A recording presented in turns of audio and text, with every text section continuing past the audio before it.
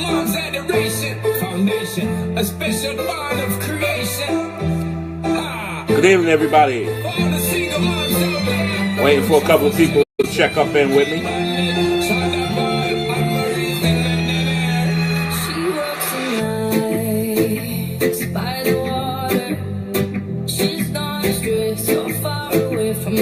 Tonight's discussion, we'll talk about internal politics and unity,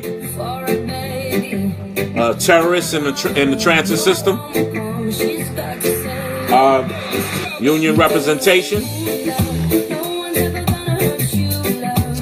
the union fight and how it's supposed to take place. That's it tonight. You can engage with me if you like. Just gonna wait for a few people to come on.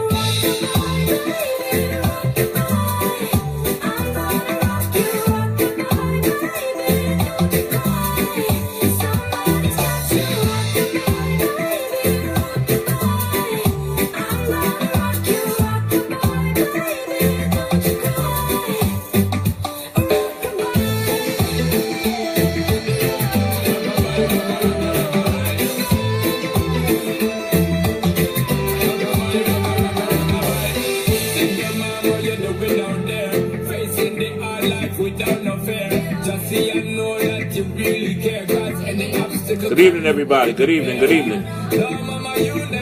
Just gonna play a little music until we get a few more people on here.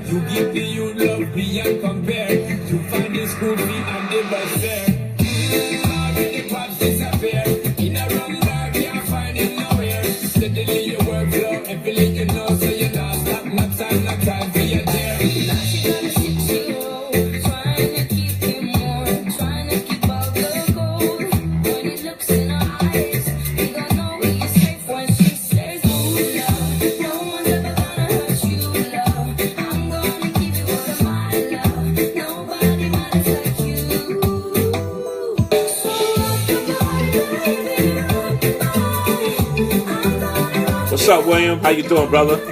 Nice seeing you at the mass membership meeting. Good evening, Reagan. How you doing, ma'am? Thank you for coming on tonight.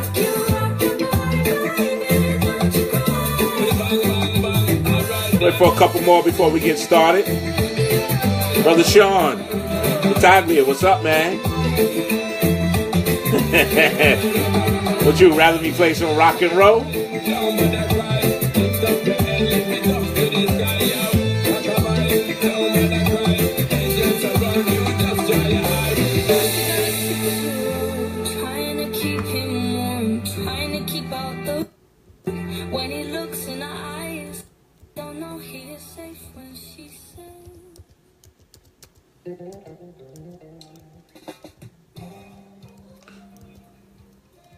Good evening, everybody.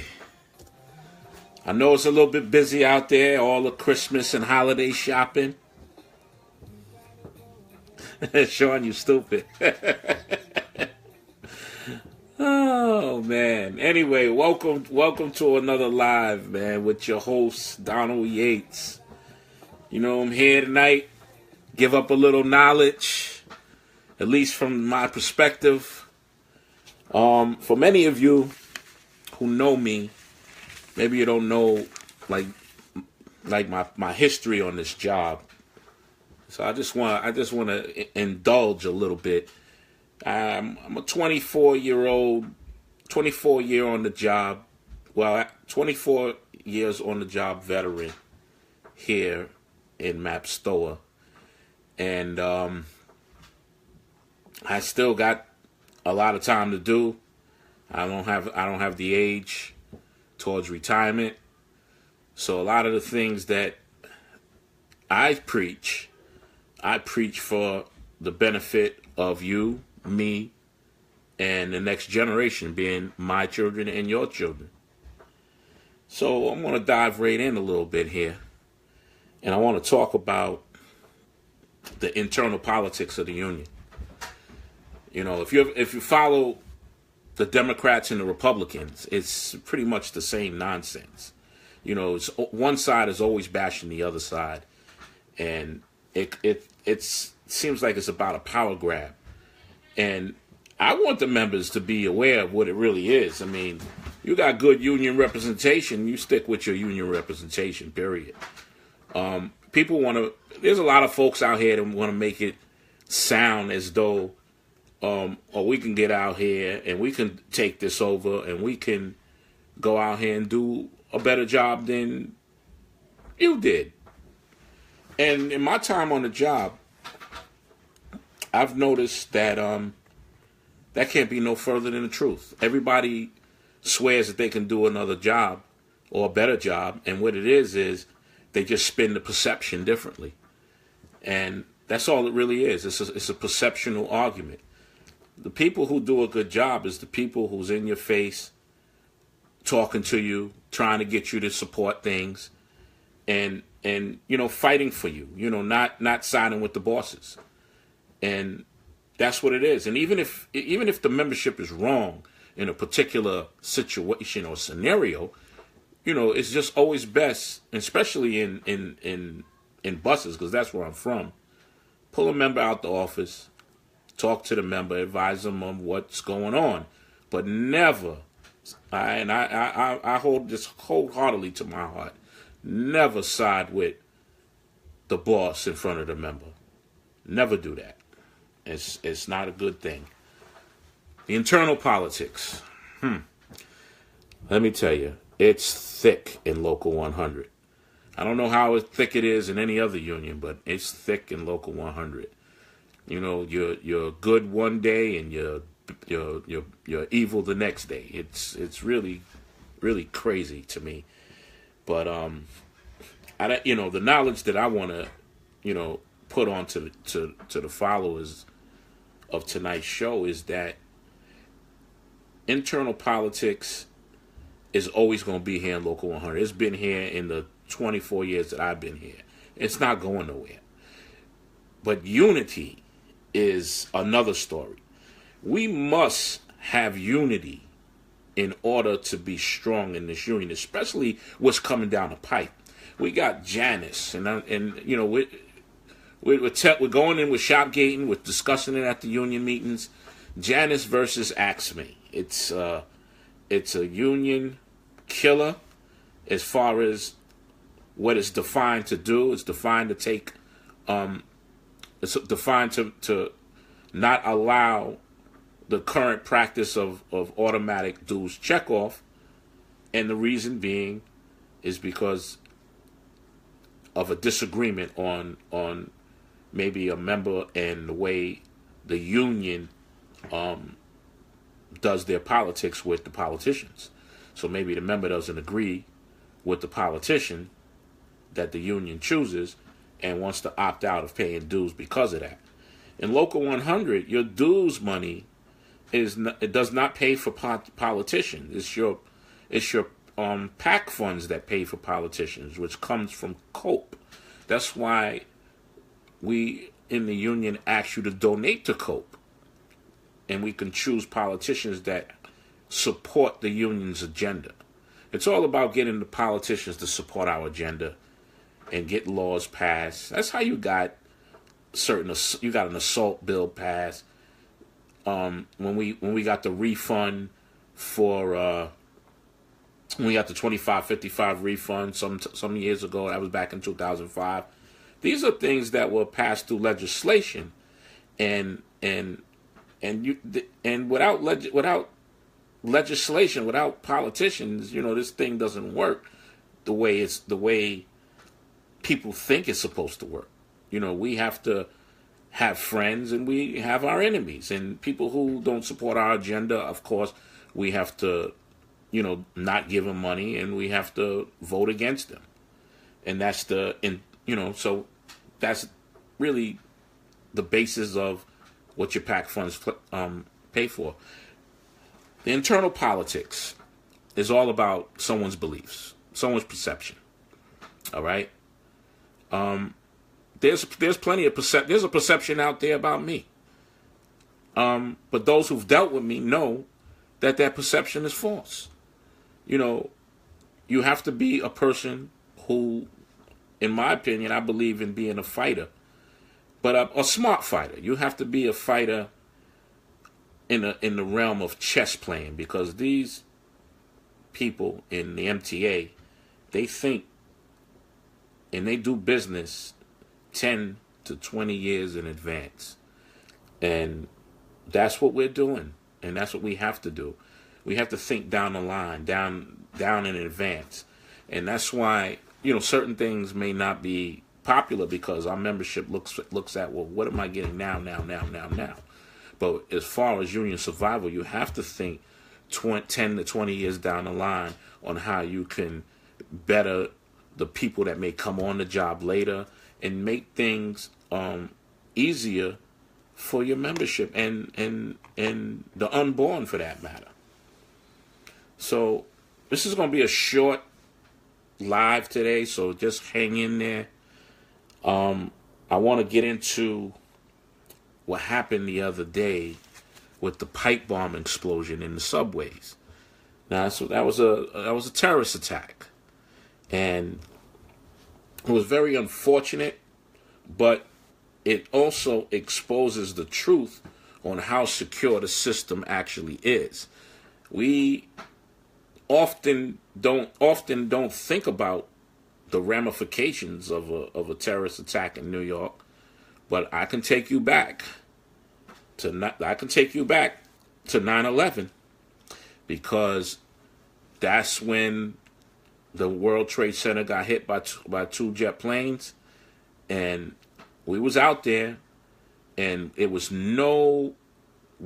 just to kind of explain to you like what was going on. It was a lot of chaos. Nobody really understood what was going on. I was working at the time the M103s. The M103s came out of Manhattanville Depot, because during that time Tuskegee Depot was under construction. So they split the line up. They had the 101s and the 103s coming out of Manhattanville, and they had the 102s, I believe, coming out of Michael J. Quill Depot. So the planes hit the World Trade Center, right? So back then, if you worked the 103s, we all was in the swing room with the 126th Street brothers and sisters. So we was watching it on the news. So the buses were coming up late. So finally, when we got on the bus, the dispatcher would tell you, all right, like in my case, the dispatcher told me to go to the go around the corner on 124th Street to the fire department, pick up the fire department and the equipment, and follow what they say. So, with the adrenaline going on, I did that. I followed directions. I went and took the bus down to 124th Street, picked up the fire department. They brought equipment, they brought oxygen, they brought like simple stuff. They didn't bring major stuff with them. Then we went down on the FDR Drive all the way down to Lower Manhattan with a like Liberty Street area, and we pulled in. It was very smoky down there, and you could see it looked like a war zone down there. And the fire department got off the bus, and they told me, like they basically gave me an order, stay here. All right. So those who was involved know, because we was all excited to help. So we all came down in our buses from Brooklyn, from the Bronx. We was basically all over the city. So we were looking and sightseeing and crying and everything, because it was a terrible event that happened down there. And what happened?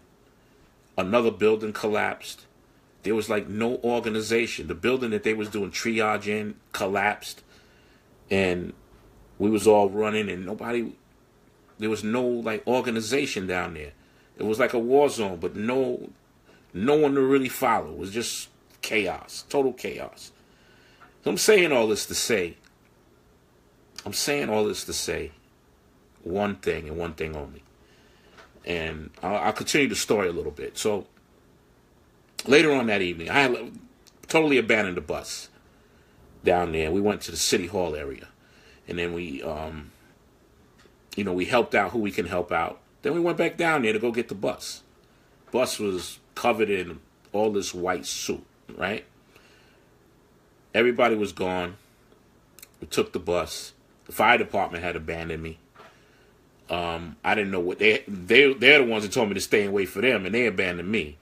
So I ended up taking the bus, and the Good Samaritan is I came and went back some 1, 2 o'clock, 3 o'clock in the morning, dropped off the equipment, went into the firehouse.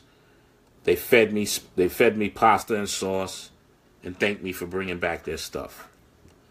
So now, fast forward in today's times.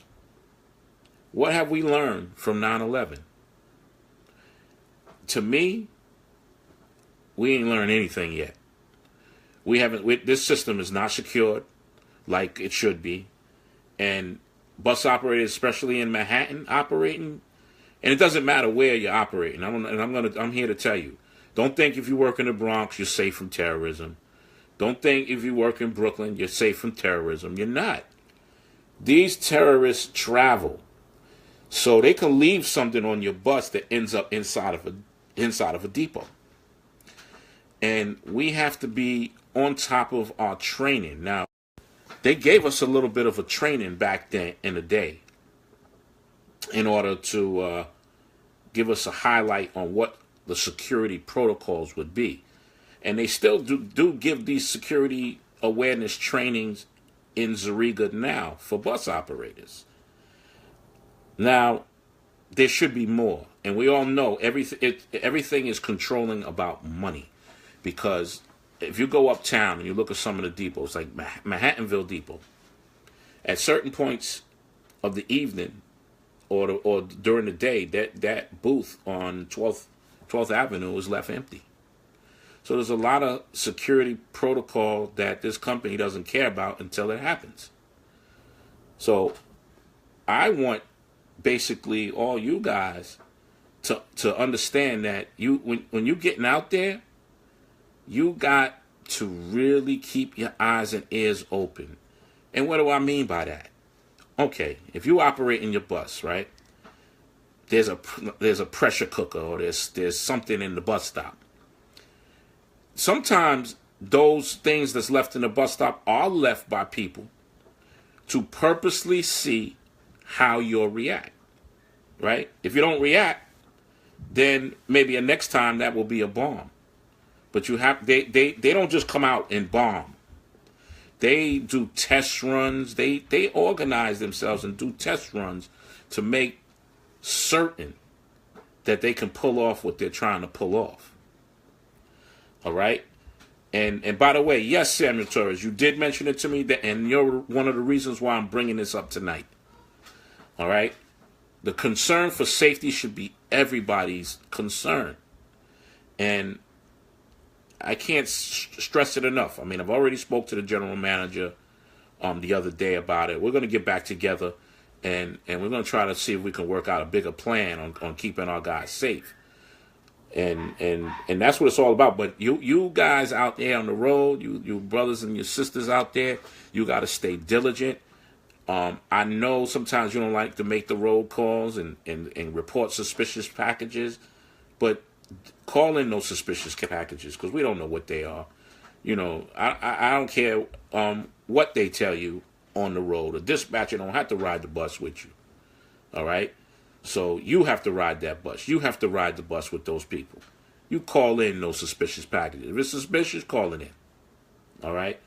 I'll get back to you in a later show and tell you the progress that we're making with management on how to keep the system safe.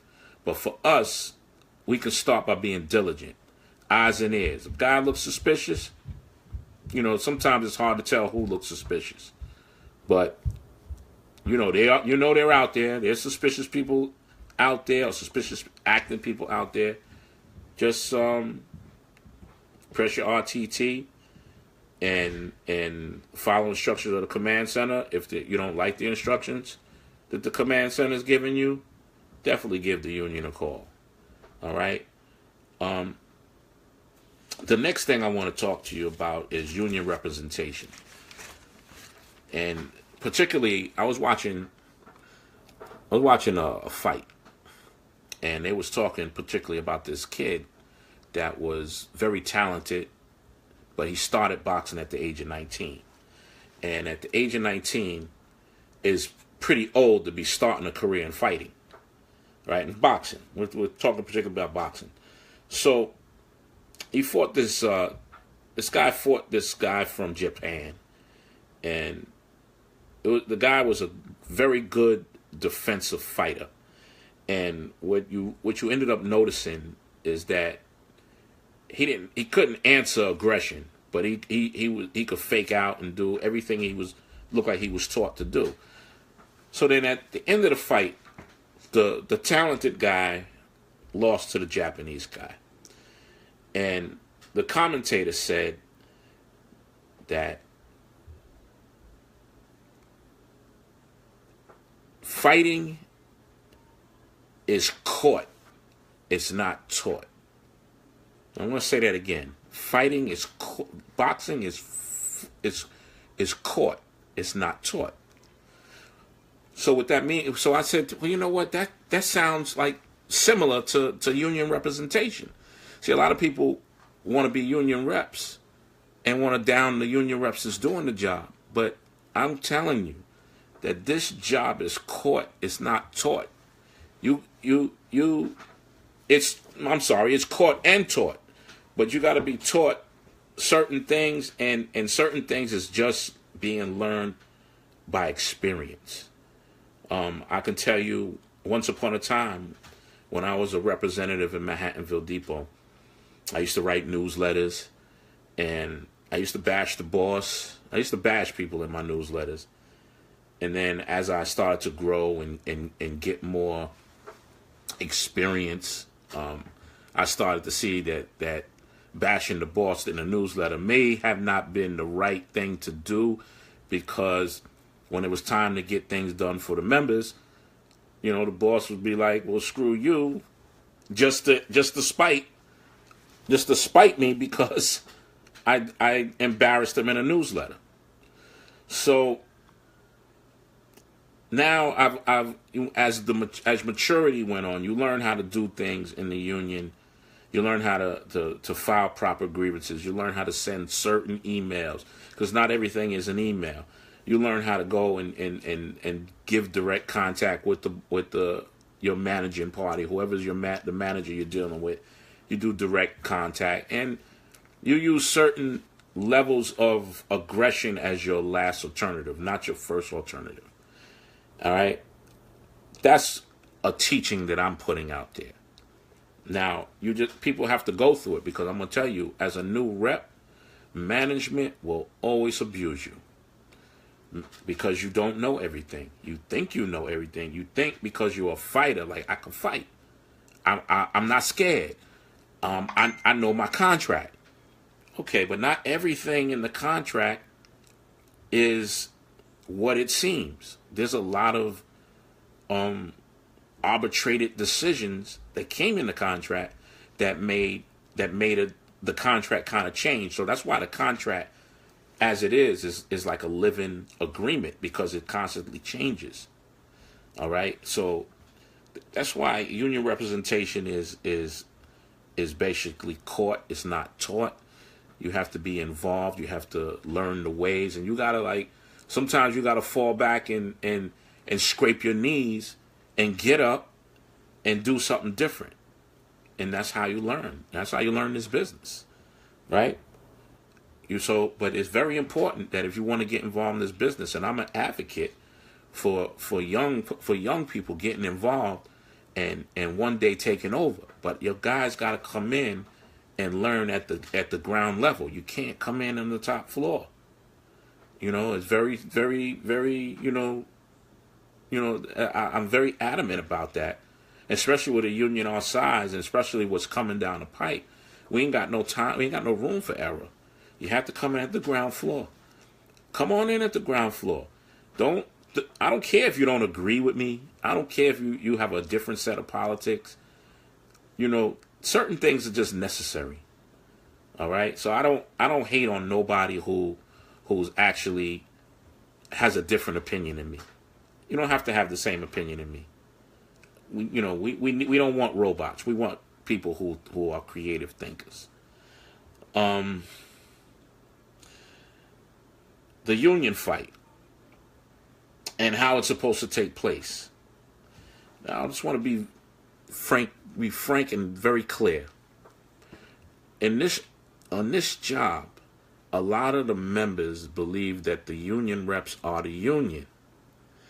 And I gotta tell you and remind you and keep reminding you that this union is nothing without its membership. The membership is the union. Period. Point blank. All right? So I just want to make that clear. Sometimes we have to do a walkout on certain things. I mean, I see little violations all the time.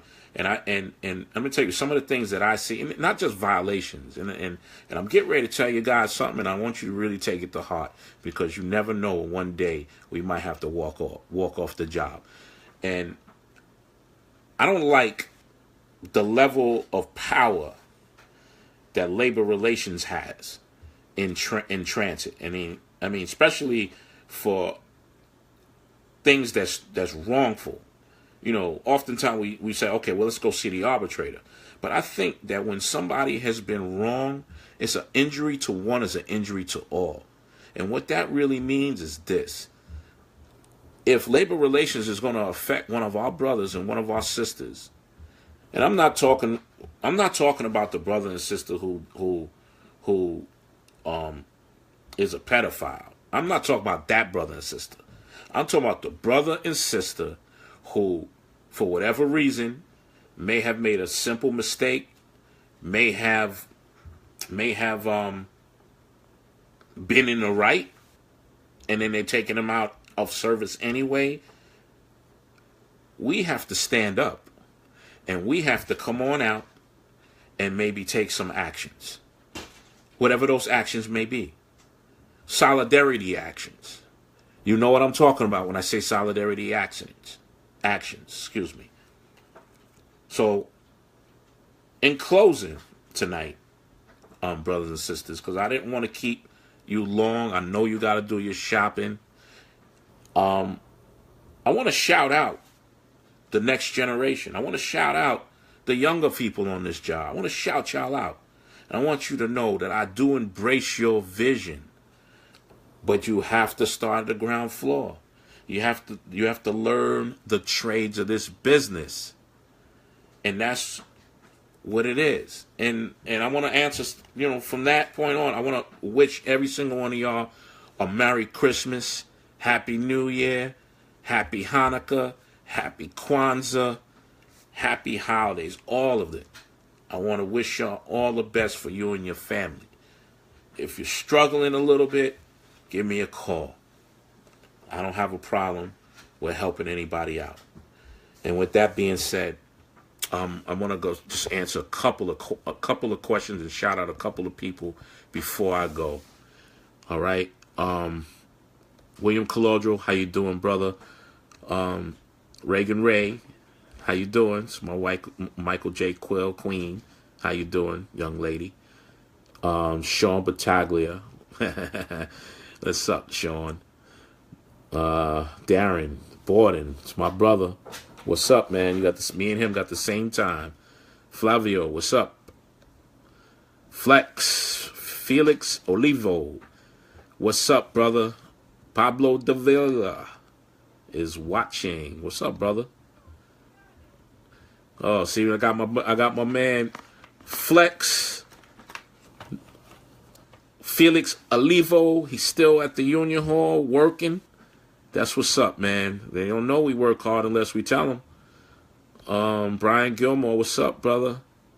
Samuel Torres. And Sean, I did hear you. I see what you said about Michael J. Quill with no security at night. And these are the things that's going to have to be addressed. You got to make this company spend money. How you doing, Laddie Cole? Javier Aguilar, what's up, brother?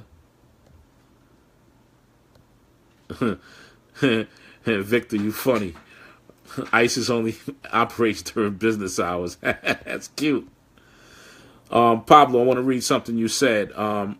You have an idea. Why doesn't Transit install those radiation devices that NYPD have on their person or their vehicles to detect certain materials that make a bomb on buses and trains?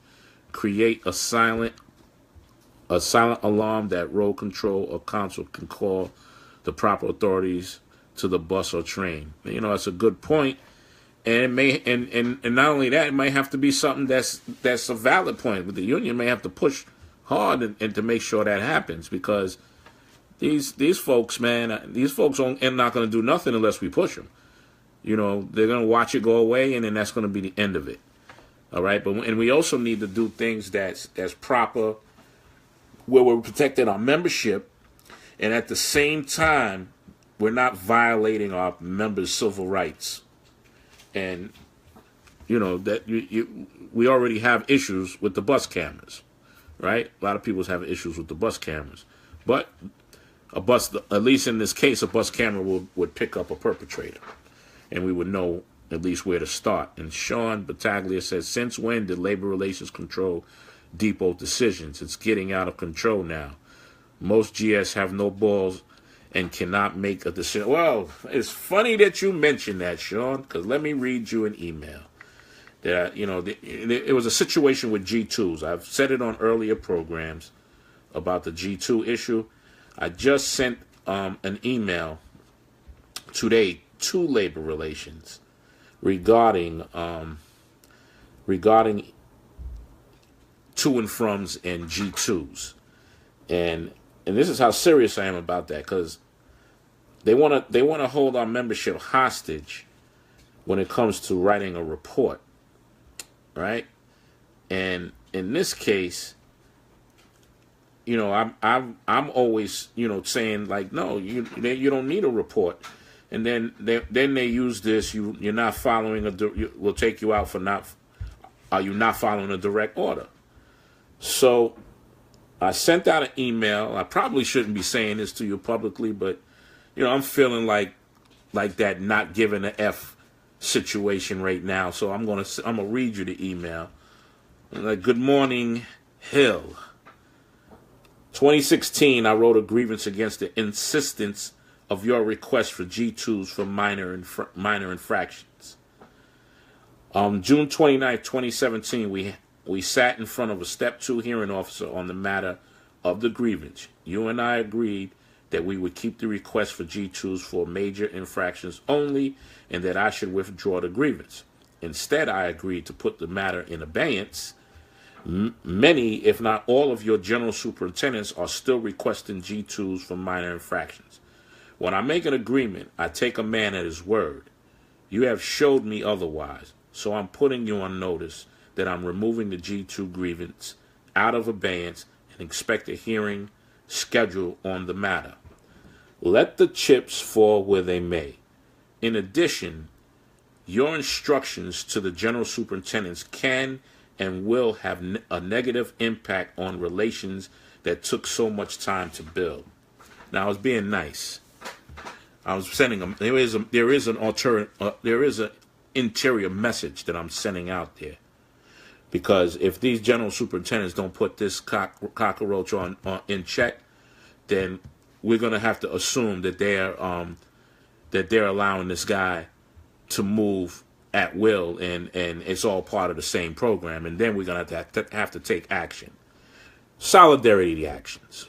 That's what I mean. Solidarity actions. Brother and sister holding arms and doing what we need to do to be solid and solidarity across the board.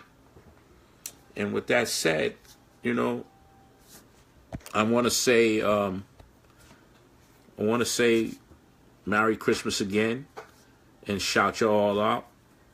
Oscar G, how come there's no swing bus for 2nd Avenue and 97th Street when the weather is very, very cold outside?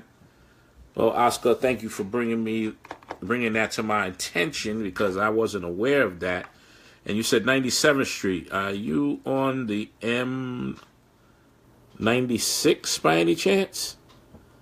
And if so, I would take that to your depot rep and let them know what's going on. I will follow up with it. You can hit me up private. M15. Okay, so M15. Which M15? Tuskegee or Mother Clara Hale? Oscar. Mother Clara Hale or Tuskegee? I'm assuming you're talking about Tuskegee because you said M15. You didn't say SBS 15. Local. Okay, so I'm gonna have a conversation with your chairman, and I'm gonna see if I can get you a swing bus out there. All right. All right. Paul Rosenberg. Good evening, and I'm gonna leave y'all with my little music that Sean Battaglia doesn't like.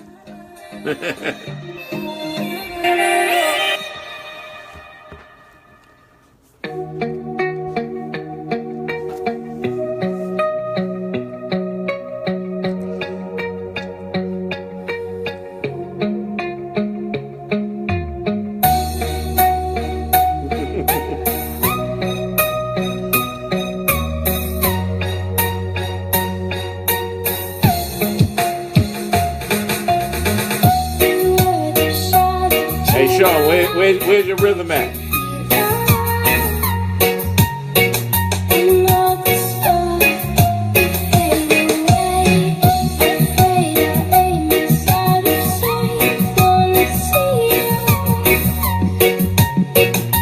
Hey Sean, you send me that link. That music is not in my vocabulary.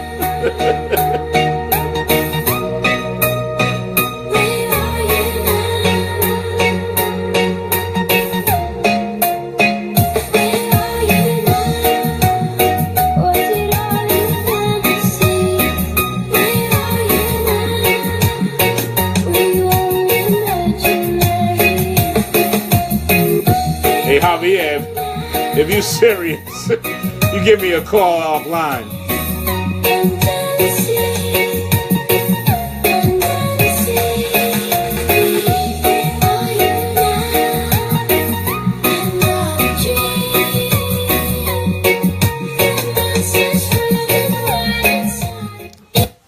Good night, everybody.